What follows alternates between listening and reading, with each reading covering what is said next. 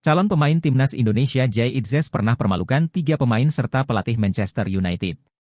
Calon pemain naturalisasi timnas Indonesia Jay Itzes ternyata pernah permalukan 3 pemain serta pelatih Manchester United saat ini.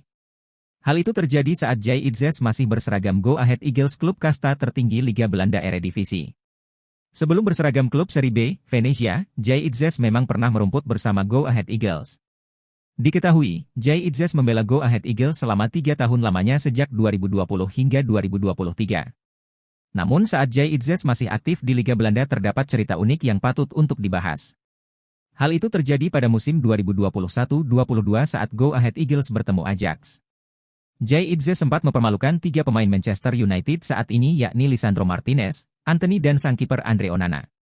Tak hanya itu, kepala pelatih Ajax saat itu masih dinahkodai oleh Erik ten Hag yang kini juga sedang melatih MU.